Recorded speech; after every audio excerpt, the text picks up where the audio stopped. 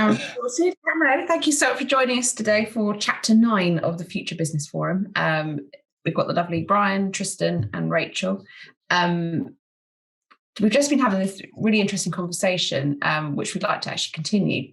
Now we're discussing the environment and the similarities that's happening between the Californian wildfires and business. And I think, Tristan, you were talking about that you were listening to this podcast, which piqued your interest.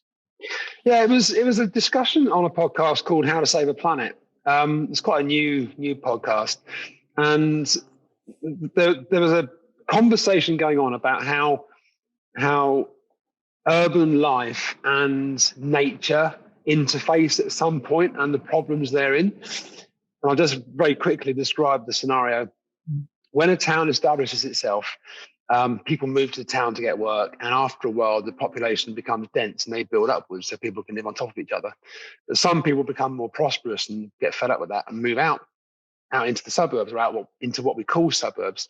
And there's this area of land, not so much in the UK perhaps, but in warmer places like in parts of the US, California, where this wildland urban interface happens, this WUI concept, and where, because people are moving into areas that were natural and where historically detritus has fallen off trees, leaves have gathered, and after a period of time, fire sweeps all this away just to make space for new growth. And now that people have built on those areas, we prevent fires happening. But to some extent, the detritus continues to accumulate. And when a fire happens now we see fires happening with global warming having had an effect on the winds, etc., that are fanning flames, people are becoming affected more seriously. And so the concept of a managed withdrawal becomes part of what people do when they move away from areas of danger. And it just struck me that in businesses, we all, in our home lives, we all accumulate stuff in the garage or in the shed or in the loft, and things that we ascribe a value to over the years, but actually just get in the way of new stuff happening. And it was this parallel that I envisaged between new things, the way that nature happens and the way that business happens. Sorry, just pause for a second. Every single time I start talking, somebody walks in the bloody door. Lisa's just taken him outside to beat him up. I'm sorry. That's okay. Carry on.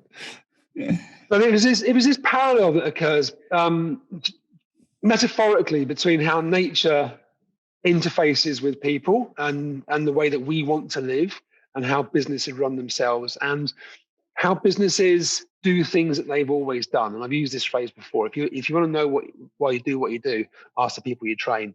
And quite often, there isn't much reason for us doing what we do other than, and it's historical, is what we've already done. And it doesn't suit our new environment anymore. The way that the world's evolved in the last 12 months, particularly, is really, really different. And the normals that we now accept as being what we're moving into, so 2021 will be different to 2020 and 2019, need a new way of looking at it. And I just wondered if looking outside of the box and looking at the mega trends gives us an opportunity to view our business lives from a different perspective. Yeah, and I also wonder whether it's an opportunity to keep it on the agenda, that you just keep reviewing. So if you talk about the example about how towns are built up and all the detritus fell because people hadn't envisaged that to be a bigger problem further down the line, then what are we putting in place collectively that could be trouble further down the line because we're not aware yet of the impact it may have? So it could just be, we just need to keep checking that whatever decisions we're doing are still right as we move forward and understand the wider implications.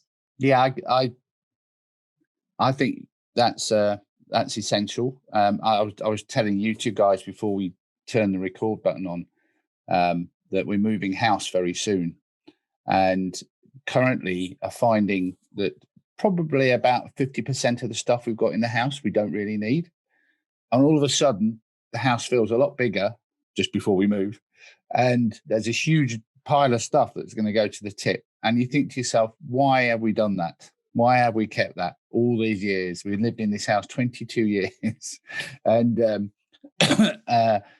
and it feels really refreshing, strangely odd, but very refreshing that you've cleansed it. And it's a bit like you're saying, Rachel, if you had a regular review of what you did, a real sort of step back to make sure that you're doing what you should be doing, it can only be good.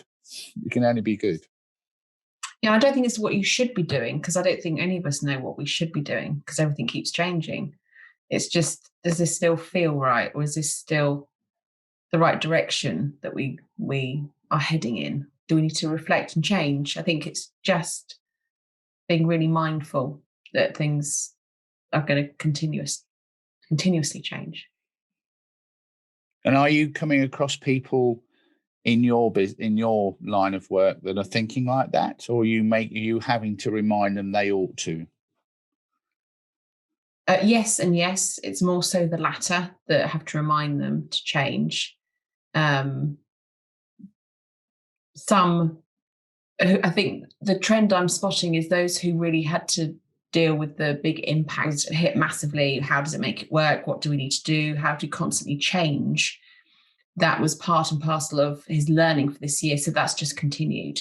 I've spoken to an SME that I worked with last year, and because they've done so much change over the last 12 months, they're just keeping refreshing, looking at new opportunities and reflecting on where they've been to make sure that they are still on the right track that they need to make sure their business is successful. Although we don't know what's going to happen next, we have to be certain in our own decision making. We have to be able to be as confident as we possibly can be that the thing we plan to do next is part of a plan, rather than just knee-jerk and being responsive to every situation change. And that's what I think this looking at the longer term is really, really useful. Looking at the trends that we can actually see, identify as being fairly set.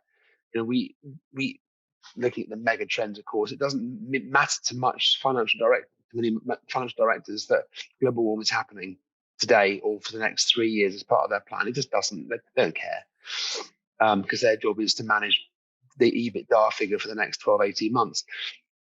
And yet, taking something like China, for example, China recently announced that it's going to reduce all of its carbon emissions to net zero by 2060. And by 2030, it will have gone through peak carbon. That's a thing we can talk about later, perhaps.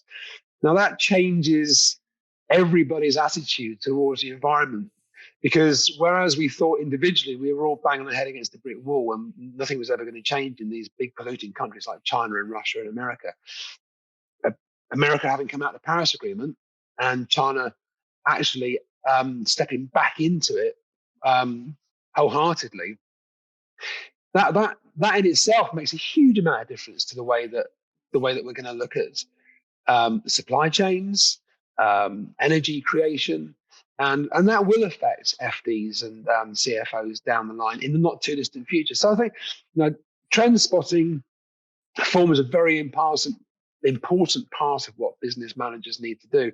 And again, we know that it isn't every business that does that.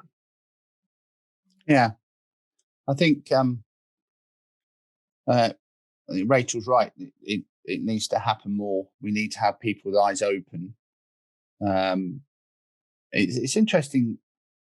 Right this minute, our business, Yellow Yo-Yo, the thing that we're doing most is smaller SMEs coming in and wanting to have a morning to challenge what they're doing and to review how they might do things different. And I know that's not surprising given where we are, but it's the amount of them, and they're not, some of them are, none of them are really big, but they're all sort of deciding they need a different plan. And our job is to hold up the potential, the where the future's going, and to give them a mirror to say, look, this is what's going to happen. Where do you think your position is? And they're really interesting conversations. people are obviously been thinking very deeply about how they do what they do, why they do it, and who they do it for. And in some cases, they're completely, we've had a financial, an IFA who's changing her emphasis from just managing money to managing lives, to helping people. And it's a complete change of emphasis. She's still managing the money, but actually she's concentrating on managing lives. And the organisation she works for, which I won't mention, she's had to go to the highest level to get that through, and they've said yes because they've seen the trend, and they think more people are going to be doing it that way in their industry. The IFA. What sort of thing do you mean, Brian? What sort of thing? What kind of changes she tried to impose? Well, she's. It makes it sound like she's going to be a life coach, and it's not a life coach. She's what we're doing with her and people like her, helping people see their ambition, be clear about their ambition and whether it's still relevant and what the right path is.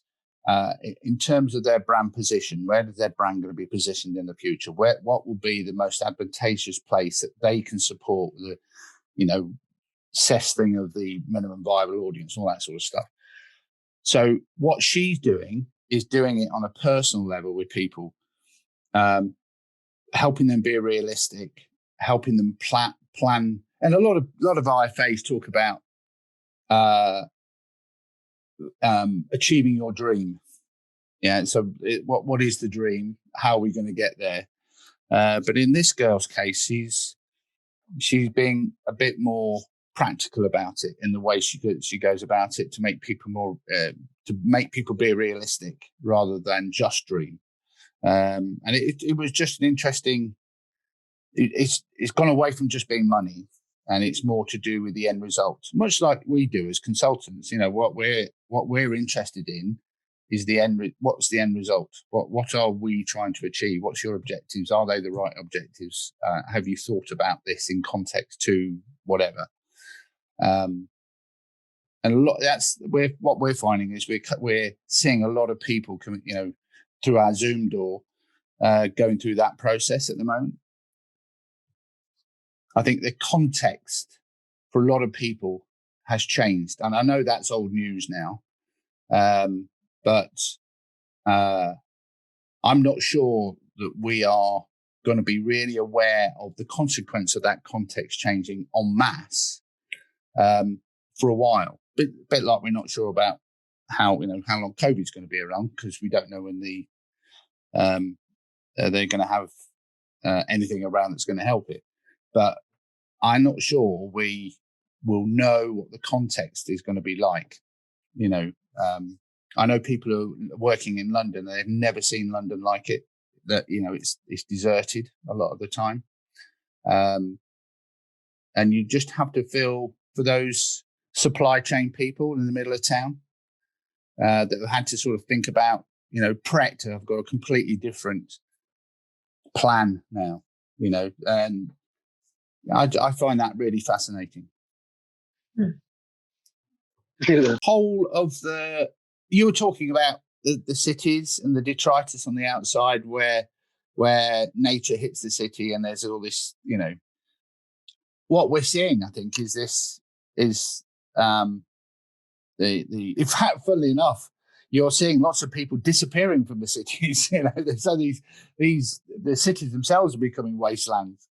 And that puts a completely different spin on what you were saying earlier on, how you manage that whole process and how nature has been interrupted, and we get all these sort of huge wildfires at the moment because people haven't cleared away the detritus. It's really easy for people to become. I don't want to say what I was going to say then.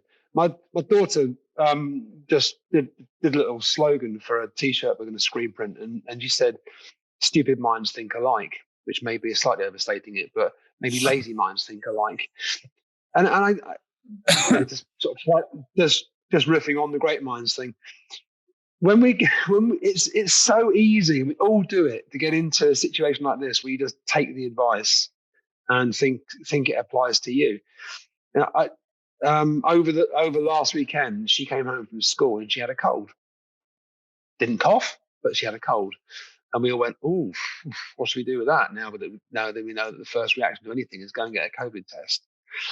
And then she passed it on, and I got a cold. Now my cold manifested itself into a cough, but I know it's a cold because I'm streaming and I haven't got a temperature, but and people are looking at me going, "Well, you should go and get a test." Yeah, but I know it's a cold. Intuition tells me, experience tells me that this is a cold. It's not a bloody virus. It's not COVID-19.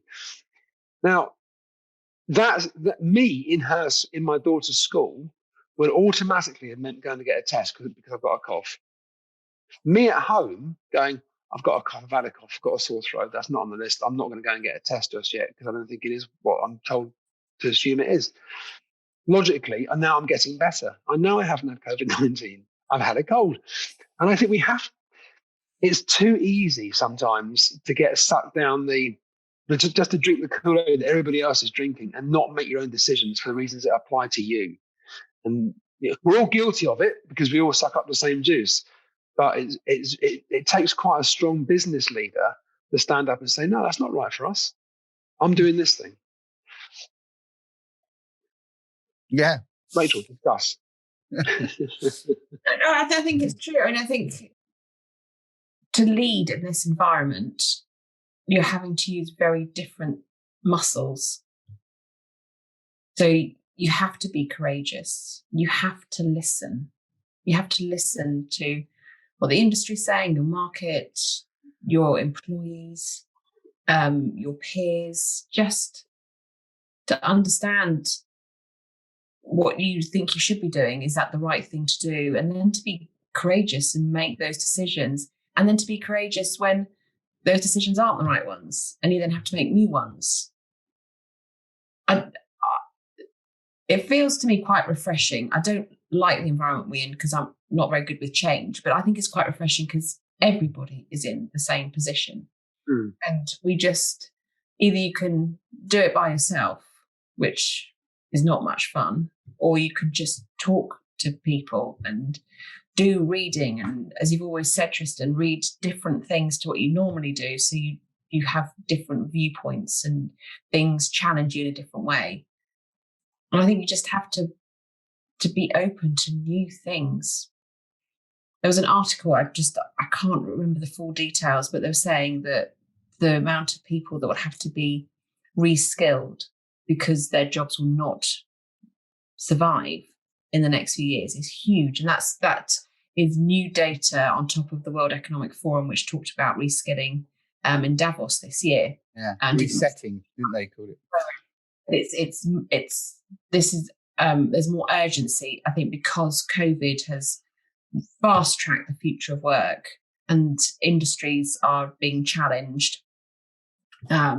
Hospitality, the arts industry, airline industry, there's lots. So what does the world look like? I think leaders need to be brave. There's a really interesting dynamic. Sorry, Brian. No, go on. Go first. Yeah, well, I was going on to what you were saying about leadership.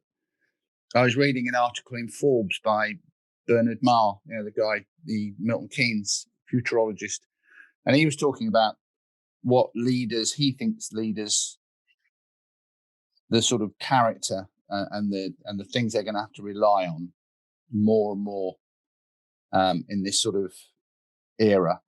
And the three that really stood out for me were vision, courage, and intuition.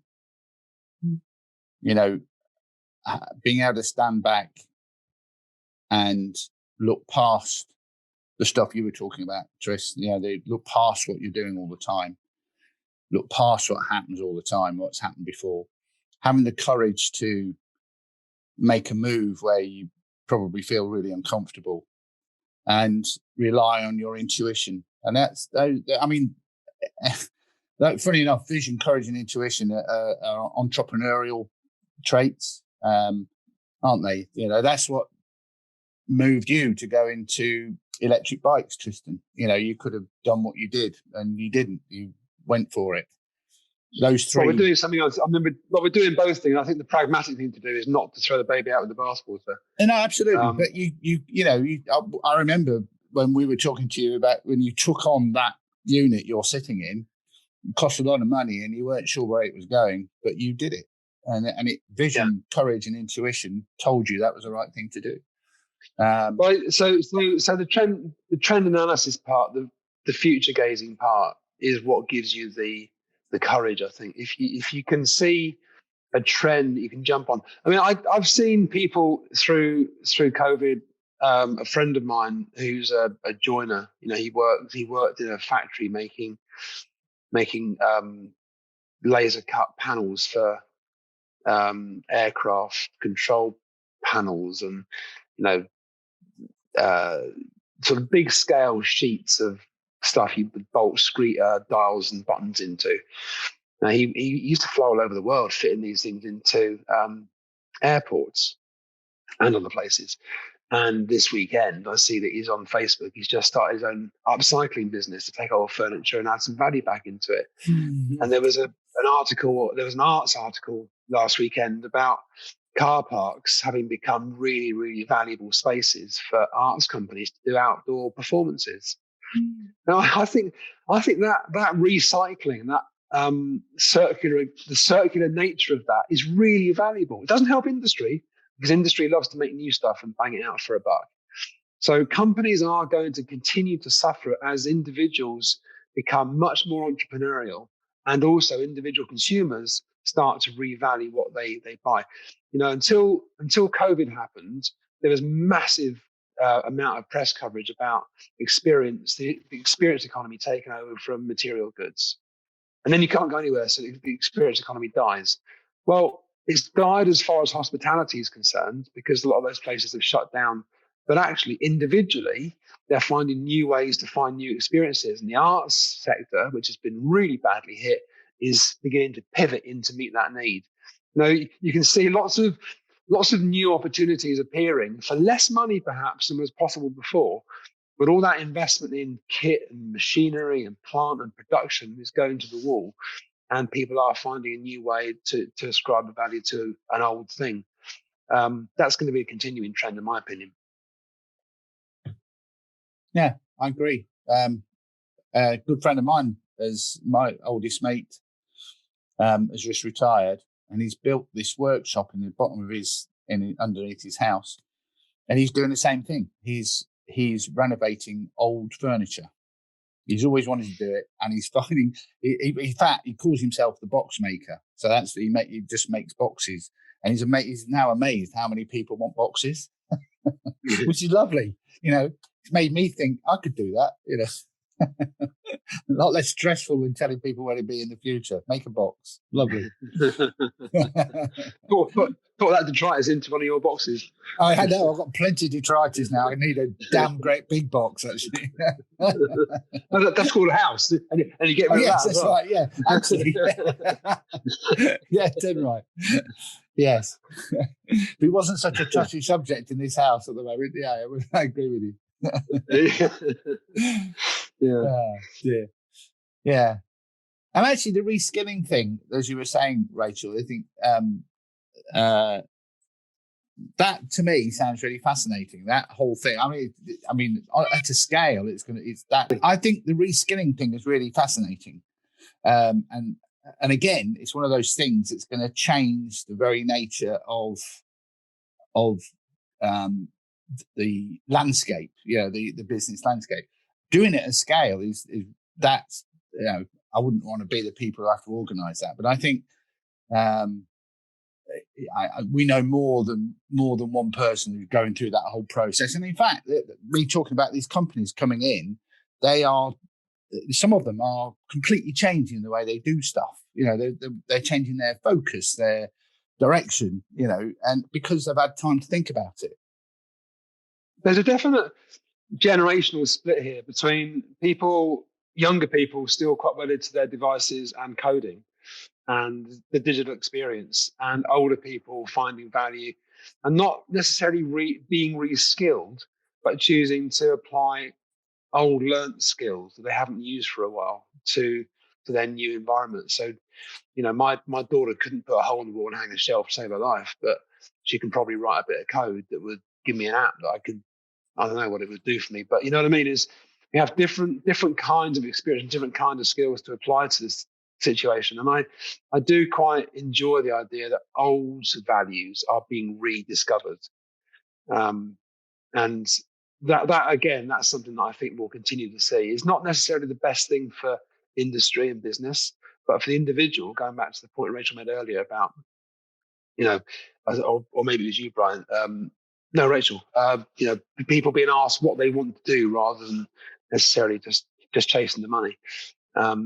It's going to be interesting to see how people respond to that, particularly people who aren't necessarily in a position where they have to respond to it.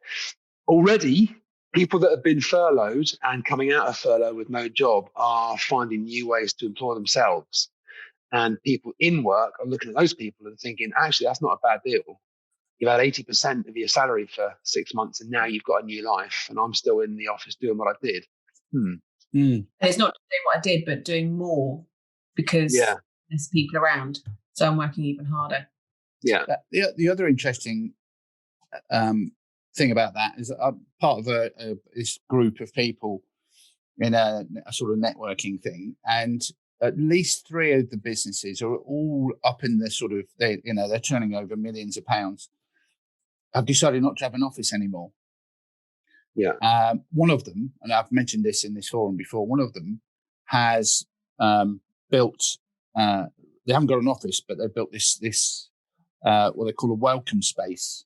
So you can turn up, book a time, turn up if you want to come in and meet other people, or you have to meet other people, or you have to be collaborating, all that sort of stuff, which we've heard lots of people are doing. But the guy who runs the business has found, because his team are now disparate, his need to be more aware of how people are feeling and how people and their well-being and their how they're actually feeling within themselves is much more acute. It has to be much more acute because he's not seeing them every day. There is no physical contact. There is none of that. Just keeping aware. It takes a lot of work for a leader to do that remotely. Is much more difficult. And I think you purposely, and he does. He says he purposely talks to them much more than they used to.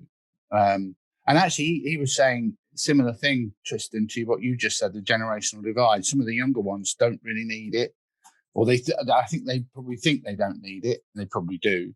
The older ones know they need it and embrace it sometimes. Some people don't. They're finding it really difficult. There is a set of new dynamics, both sides of the fence, I think. Excellent. I think that's probably enough. Mind you, with all the gaps, it's probably only about 10 minutes, but I think we should keep some of the gaps in. I think they were quite funny. Shall we leave it there? Shall I stop the recording? Okay, I'm recording again, so we can wrap the conversation up. I think that's a natural pause for today's conversation. So lots to think about, lots to take away, and just keep challenging ourselves that the decisions we're making is for the good for us moving forward. So with that, thank you very much for your time, Tristan and Brian, and we'll see you next time for Chapter 10. Chapter 10. Thank you. Take care.